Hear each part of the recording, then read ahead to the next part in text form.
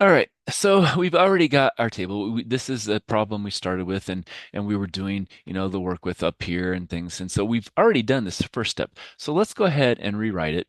And so what we'll have is we'll have our x1, our x2, our s1, our s2, and then we'll have our p, and then we'll have a line, and then we'll have our s1, our s2, and then we'll have a p, and we'll have our dash line.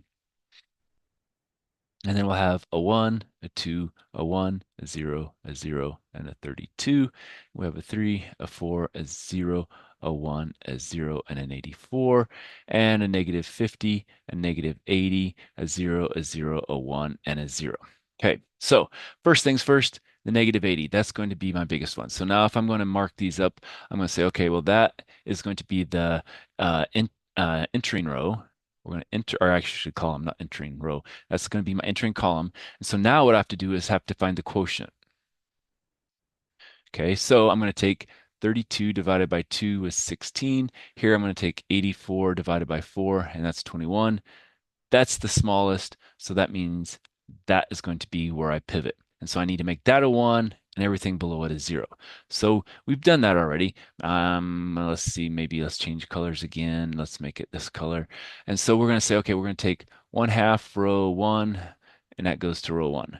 We're going to take a minus 2 row 1 plus row 2, and that's going to be my new row 2. And we're going to take a 40 row 1 plus row 3, and that's going to be my new row 3.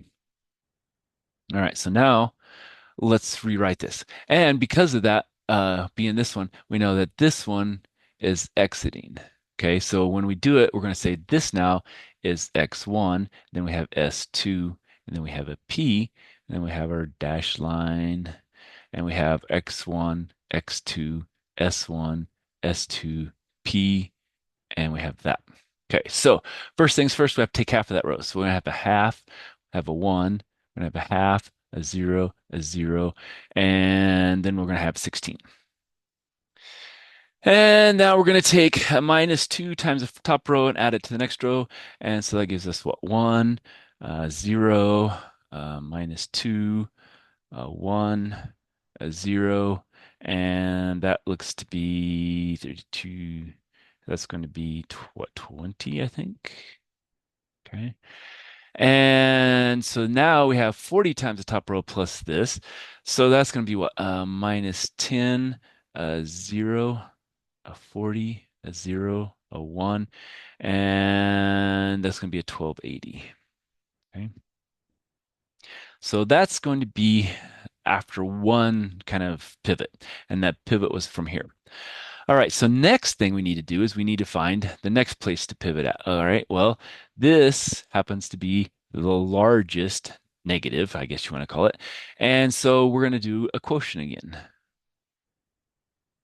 And so now we're going to take 16 divided by a half. I will say pi point 0.5, so that gives us what, a 32. And then we'll take a 20 divided by 1, which is 20. Well, this is going to be the smallest, so this now is going to be our pivot. Okay. Now it's a 1 already, so that means we don't have to do like this first step and make it a 1, so we're good there. So now if we take a minus 1/2 row 2 plus row 1 and make that the new row 1, and if we take 10 times row 1, oh, actually not row 1, row 2, plus a row 3 and make that the new row 3, we should be good as far as what we have here because that'll make that a 0. All right. So now hopefully I have this written down so I can go to the next page. And let's see here. Let's make our matrix again. So let's go back here because I didn't write that down. So this one, remember, where's my pen here? This is entering, and this one is exiting. So now instead of S2 here, we're going to have an X1. So we have X2, X1. Okay. So we have X2, X1, P. We have X1, X2, and then S1, S2, and then P, and then the side over there. And our second row stays the same. So we have a 1, a 0, a minus 2, a 1, a 0, and a 20. Now we took a negative half that plus that, and so that should give us a 0. That should give us a 1. And we have a 3 halves, a minus 1 half, a 0, and a 6. Okay. And again, we're just taking a half of this row and adding it to that, a negative half of that row. So negative half of that's going to be uh, the negative 1, positive 1 plus that's 3 halves. That's going to be getting a negative a half. That'll be a 0. And then that's going to give us our 6. Okay. And then we do the same thing. Now we're going to take 10 times the one below and add it. So now we'll have what? 0, and then we'll have a 0, and then we'll have a 20, and a 10, and then a 1, and this one becomes 1480. Now, we're looking at our indicators again. Well, they're all positive,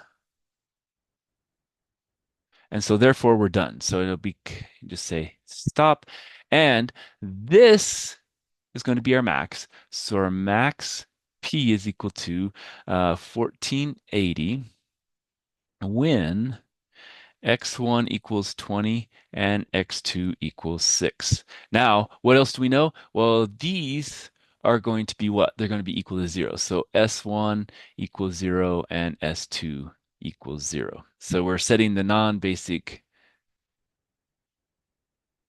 equal to 0. So those are the non-basics, so they're equal to 0. And so that gives us this. And a lot of times these are in dollars. I don't know if this one didn't give us what it was, but if this was dollars, we'd put dollars here and whatever other units we had. So that would be how we would do this problem. All right, so let's stop there and we'll come back with another one.